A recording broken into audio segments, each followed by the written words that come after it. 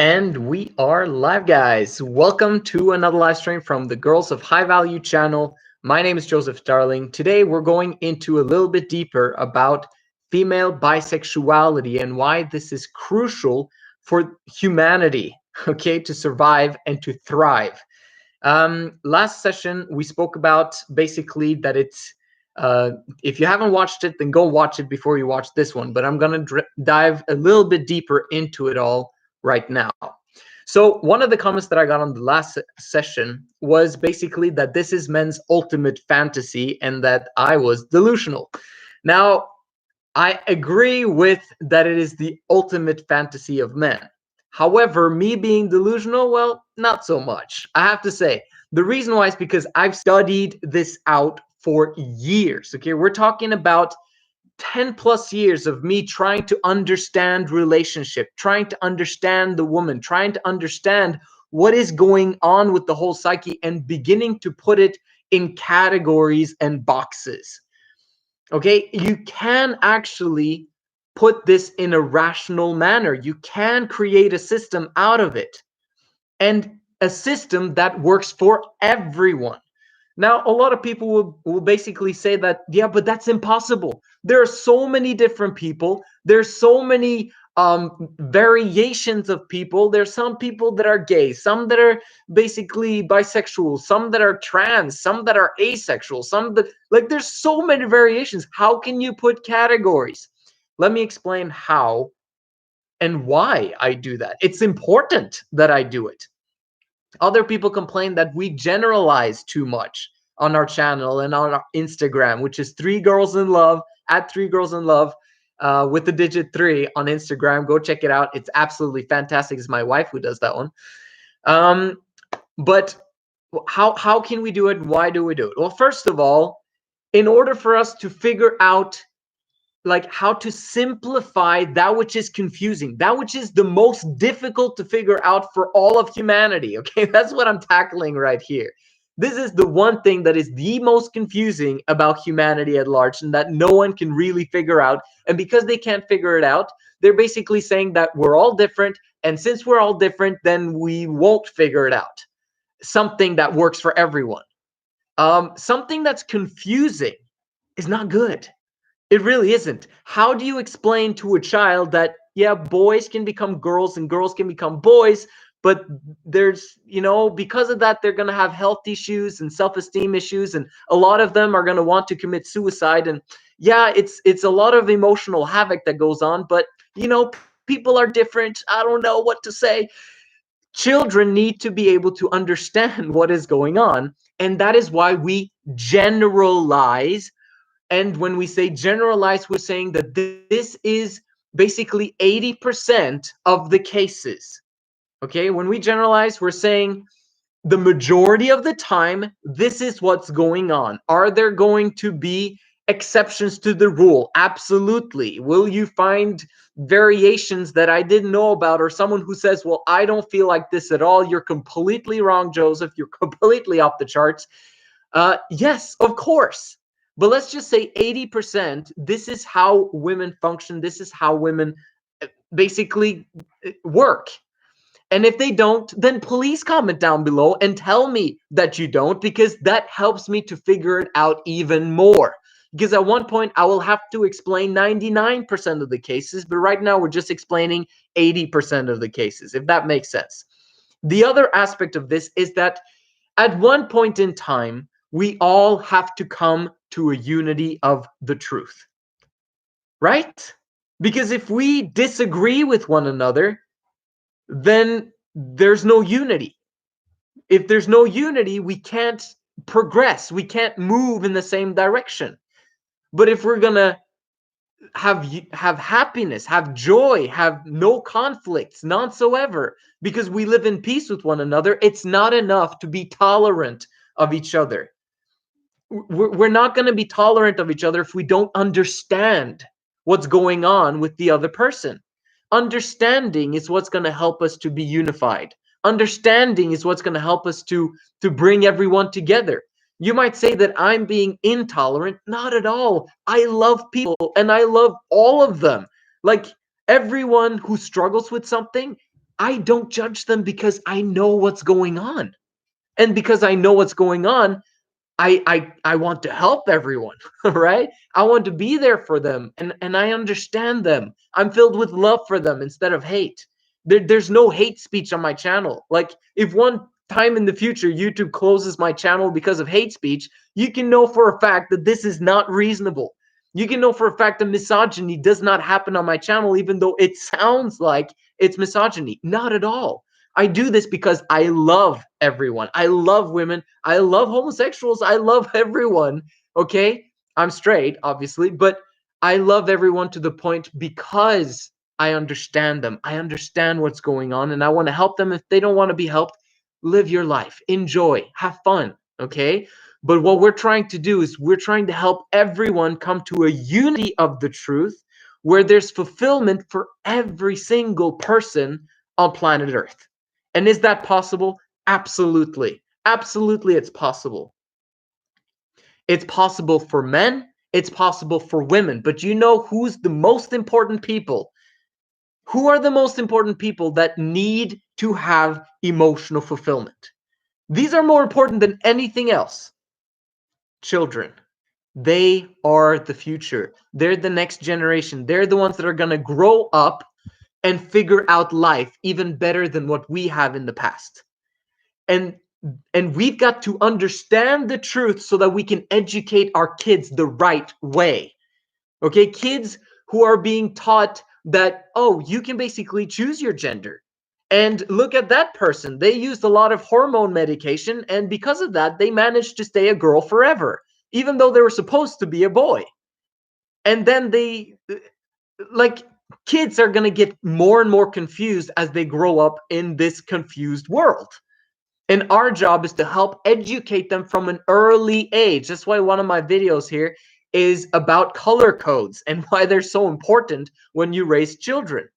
There's a reason why boys like blue and girls like pink. And we should keep it that way so that boys learn to go in line with what their emotions eventually will take them. And girls need to go in line with what girls eventually will have. Right? It goes, and we have to help them to do that. We don't have to push them in that direction. We don't force them in that direction. We simply live with them in a way that they can know what's going on. So anyway, I'm just trying to explain a little bit about what I mean when I generalize and when I talk about the truth. Eventually everyone will know the truth. Everyone will all come to a unity of it. And yes, I do basically share on my channel that I believe we've got it right here, because we started with emotional fulfillment, and then we went back to basically explain what it is about women that what is it that makes them completely emotionally fulfilled in terms of all their hormones and in terms of everything that's going on in their brain, and what is it that truly fulfills men, and what are they all leaning mostly towards. And if they're not leaning towards the thing that's natural between the genders and what is attractive for both these genders, then there's a reason for it. Like, if men desire bisexuality in women, but they don't talk about it a lot because it's not really socially acceptable and women are not into it or whatever it is, why do all men desire women to be bisexual in their dreams and fantasies, even though they might, because of religious purposes or because of social stigma or whatever it is, they'll say, or because of their woman, they'll say, no, I'm not into that at all. Like, no, I just want my girl to be straight and just be with me. Yeah, but in his brain, he leans towards, there's an emotional void that's going on of him desiring his woman to be faithful, but at the same time be bisexual. He doesn't want her to leave, but he wants her to stay and enjoy that in front of him. Like, an example of that, like, even though it's fake, is Ross Geller in Friends, right? He had a girl, they were married, and then his girl wanted to, have a threesome with another girl, and then she ended up becoming completely lesbian. in the beginning, when she suggested this to him, he was fired up about it. We have a threesome and all this stuff. And then you hear about him talking with Joey, and it's like, yeah, they weren't really, they were just kind of them two together. And then eventually, they're kind of kicking me, they didn't want me to be a part of it. Obviously, that's not the scenario we're hoping for. We're hoping for a scenario and dreaming. Yes, it is the ultimate fantasy of men, but what's wrong with that? There must be a reason why this is an ultimate fantasy for men. While for women, it's not so much. Why is that? Why is it only 5%? This was a Portuguese study. Why is it only 5% of women who are lesbians, 5% that are bisexual, according to what they signify about themselves, and 90% are heterosexual? Why is that? If I say that all females are inherently bisexual. I explained this in the past video. I'm going to try to explain it a little bit better today so we can understand it. I was saying in the last video that it's based on their masculinity and femininity. The more feminine they are, the more likely they are to be bi-curious, bisexual, but they don't want to be rejected by each other, so they never initiate anything unless they're drunk, because then they're doing it for fun and they're doing it because they want to put up a show for the guys. However, the reason why, okay, going back to the masculinity femininity thing, because the definition for masculinity in women is burden, okay, and femininity is unburdened. So the more, it's not so much the more masculine features they have as much as it is the more burdened they are, the less their hormones will tell them that they desire the femininity of another woman intimately. So we're talking about, it's the burdens and the fact that she's not being nurtured, or she's not nurturing. Okay, if a woman is not being nurtured and she's not being nurturing to other women, then she will be completely straight and be repulsed by bisexuality or lesbianism. Okay, if she's massively not nurturing and not being nurtured. If she's alone a lot, or if she spends a lot of time with men and not so much time with girls at all, and she doesn't get along with girls at all, then you can know for a fact that she's going to be completely straight, because she likes the stability of men, and she right? But if she's nurturing and she's nurtured, you will know that there is some aspect of her that desires bisexuality, because that's feminine. There's femininity there. The definition for truth is that which works in the long run and in the big scheme of things. And I mentioned that in order for us to get to the truth, we've got to be unified. We got to eventually all come to an agreement of what the truth is, that which works. What is it that works? Now, some people might say, yeah, but it's not 3 Girls in Love doesn't work, because if it was working, then everyone would be doing it already. Not necessarily. There's tons of principles that people are not living yet that are working, but that tons of people don't know about, right? And when it comes to monogamy, how is that working for you? Like, that's kind of the only alternative, to be honest. Because I can know for a fact with tons of examples why polyandry doesn't work, right? With one woman and many men. It doesn't work at all when we're talking about setting up a family, having children, making sure that the world, gets populated, and that it replacing with the 2.1 fertility of women, right? Children per woman, and that everything works in society if everyone did that. That's the whole point. That's one of the things that my mom taught me when I was a child. Was just like, what would happen if 1 million people did exactly what you did? Like, so for example, if I, do you understand what I mean? Like, there are certain things that if all of the world did them, there would be complete chaos. But if everyone practiced monogamy, well, that would be great. However, it wouldn't work, would it? Because we'd still have pornography, we'd still have prostitution, we'd still have adultery, because there would be emotional needs that are not being met, both for the woman and both for the man, and massively the children. Monogamy creates neglect, not of one person in the relationship, but of everyone in that family unit. Everyone gets neglected in monogamy. The man, very often, he doesn't get the adoration and respect and worship that he desires. He doesn't get the fulfilling sexual life that he desires, that, that are part of his dreams that he wish he had, but he doesn't. The woman as well, she's completely sexually unfulfilled long term in a monogamous marriage. She wants to play outside of the marriage because it doesn't fulfill her anymore. She doesn't know why, but that's just how she feels. And she also is she needs to have a job outside the home because taking care of the kids is boring and monotonous, and she becomes lonely when that happens. So she has to send the kids out for other people to take care of the kids. That's insane. Why is there not a system that works whereby women can take care of their kids? Why do we have to send the kids away to other people in order for the world to work or for families to work? It doesn't make any sense. It can't be true. And it's the same thing for the kids. When you send them away, you're basically telling them that the majority of their childhood they're not going to spend with their family. What? What's up with that? It's not good. Kids need their parents. And most importantly, they need their mother. And to be honest with you, they need three mothers in order for the mother to not be burdened and neglected because she's being put too much responsibility on in order to fulfill it. And she has to be a superwoman, and it destroys her, makes her older faster, and it makes her use medication and alcohol and all those things in order for her to survive in the relationship that she has with her husband, which is not fulfilling, and the kids that she has. Now, some women will say, yeah, but I am fulfilled in my marriage. Really? Like, really? Completely, 100% fulfilled. There's joy and happiness every single day. If not, there's something wrong.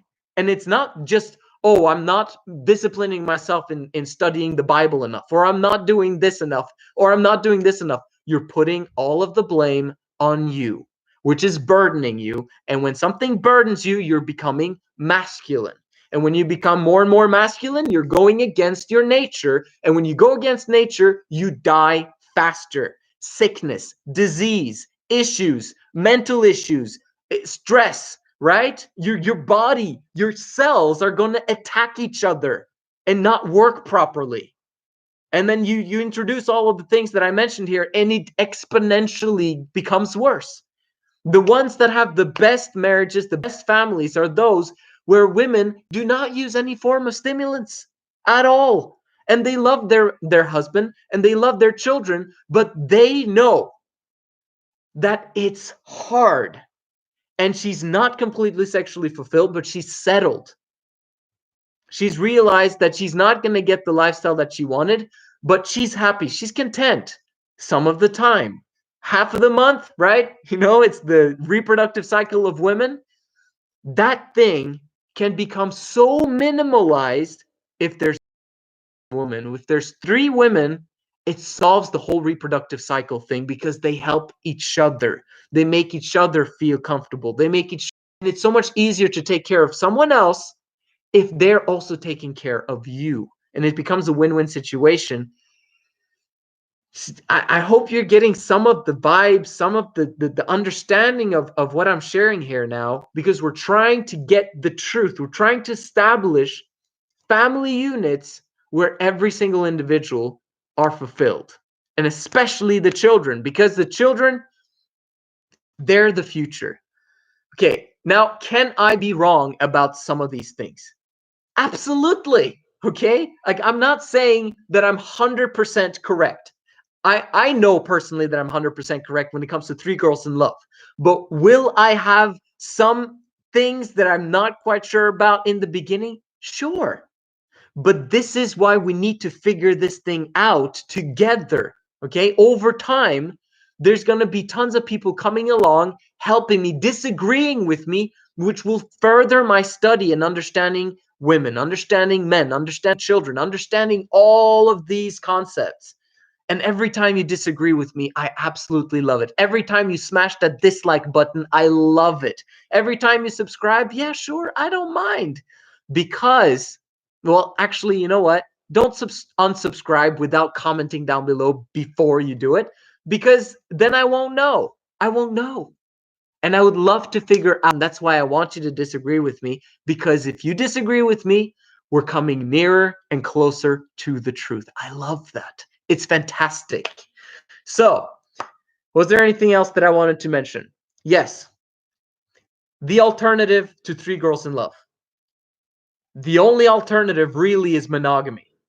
In monogamy, you can have a stable 7 to 8. 7 to 8 during your PMS and your period. Maybe you'll go down to a 5 in happiness. Okay, I'm talking 1 to 10 scale of happiness. But will you be able to be 10 all of the time? No. It's literally impossible in my view, and especially for the man. The woman, she'll keep it a secret because she feels bad about the emotions she has. Okay, if she's happy in the marriage, she doesn't want to tell her husband because then she'll jinx it, right? This is the happiest she's ever been her entire life, 7 and 8. But the man is basically there being a 6 and the 7, and yeah, of course, I'm happy, I'm excited. And he tells everyone this, and most of the time it's simply a facade, man. It really is. For those of you who are not married yet, remember these words, right? Monogamy doesn't work. For those of you not married yet, monogamy does not work. I'm blowing the bubble. I'm basically pricking it and telling you, the fantasy that you have of one day, being special, having your wedding, absolutely going on a honeymoon and having, the happy ever after ending with your loved one. I've been married for 10 years. I love my wife with the passion. I'm fired up about being with her for the rest of my life. She loves me with the passion. I know this. She's never going to leave me. I know the woman too much for her to ever do that. However, we are like 8s every day. It's between 7 and 8. And we know the things that would take us to 9 and 10. And it's simply being able to focus more on the kids, for them to be completely fulfilled, and for her, my wife, to be able to give of her femininity to other women and know that they're going to be there the next month, the next year, the next 5 years and 10 years, that they're not going to move away, that they're not going to have a different direction because they have a different man or have this and that and the other. Leaving women behind. There's such a big problem with women not managing to stick with each other. And if they do stick with each other, that's great. That they're being led in a different direction. They're gonna be led astray from each other. And eventually they're gonna, tell each other once a year or maybe even once a month, but they know that there are just some things that doesn't mesh with each other's beliefs anymore. How about having 3 women that you go in the same direction your entire life together? And you have the same belief, same value system, the same family, same kids, same man, same everything, and you can enjoy each other together. I know I didn't mention a lot about bisexuality in this one, but really, if you just combine everything that I said in this one together with the one in the part 1, you'll begin to understand why it's crucial that is a thing. Just let me do one more thing. Okay. Ask any man, he will tell you that, oh, man, if my woman could be bisexual and I could have multiple of them, amazing. Okay. If you want to motivate a man outside of his brain, and that very often is what's happening in the world today, men are demotivated because there's no reason to succeed anymore because they got porn and they got masturbation, and women suck, so they try to avoid them sometimes once they but then there's other times when they actually want to get together with women, but they come to the point where it's unfulfilling because they don't want to settle in a monogamous relationship because they hear how horrible it is from other guys. But at the same time, they also don't want to sleep around with a bunch of girls and breaking hearts. And so men are caught in this predicament of being stuck in between a rock and a hard place, of not being able to have fulfilling relationships and fulfilling lives. But if you tell him that you can have a family, you can have 3 women, they will be intimate and bisexual with each other, and they will all love you and have harmony in the home and raise your kids, that will fire him up and drive him forwards in a 10x fashion, 20x fashion, and you won't be able to recognize him if he knows for a fact that's a possibility. That's the movement that we're creating right now with the Men of High Value channel. And I can promise you, we're getting there. I already have some clients that are on their way. If you're actually considering Three Girls in Love, understand that I already have clients who are passionate about Three Girls in Love, and they're becoming ready day by day to take on 3 women that love each other, who will love him, and he will be fired up about providing for them and taking all of the blame, because that's how it works, in order to make it happen. What if bisexuality in women is a gift that is only unlocked by the right man? What if God created this system, okay, in my opinion, that's what he did, in such a way that if women are burdened, if women are masculine throughout the world, men do not deserve the truest, joyous bliss on earth. They will first have to unburden women, and they have to take upon themselves the blame, provide massively, be ready to protect, and those few individuals, the right guys that do that, they will experience the joy and the bliss that I have prepared for them. Maybe that's what it is. Who knows? We're going to find out. In my opinion, about 20% of monogamous marriages are really good, okay? They're very happy together. They're kind of like me and my wife. Everything's wonderful, but they simply don't understand each other, and they have tiffs, right? From that quote that was said in that TEDx talk by the couple, Indian couple, don't remember their names, where they said, if a couple says that tells you that they do not ever fight, they either have no passion in their marriage or they're lying through their teeth. Understand that one. I'd rather have a marriage with no tiffs, no arguments, no nothing, where everyone's fulfilled, and I know it's possible. And in fact, it's easy once you apply this system. 20% of marriages are going to have a very nice time because the man actually understands how to take the blame and how to fix his woman when she's upset, and he keeps on improving, becoming better every day. However, it's tricky because she could always cheat if she finds a guy that's higher value, because he's not fulfilling her, and he cannot ever truly 100% fulfill her, and she will be burdened, making her masculine, and when she's masculine, she desires multiple partners. That's masculinity. In Three Girls in Love, I believe with all of my heart that 80% of those unions will actually not only work, but thrive, okay? Be absolutely amazing, fantastic. It might be higher statistics. It might be 95%, it might be 100, okay? But I'm saying 80% at least will manage it. And the reason why is because the men are men of high value, certified. We're going to make sure that there's no men that are part of that statistic who are not certified, okay? So the guys that are certified, they're going to succeed 80% of the time, and you can bank on it. And that's my opinion. That's where we're going with this movement. I love this channel. I love the movement we're creating. This was a very long video, but I hope you got something out of it. I'm excited for you if you embrace this with all of your heart. And if you don't, I don't mind. It's completely fine. Just remember masculinity and femininity, and understand all of the other videos that I have on this channel that are not about Three Girls in Love. If you hate Three Girls in Love, go back, understand the rest of the channel, and simply look around, observe what's going on out there in terms of masculinity and femininity. You will be amazed how together this philosophy is.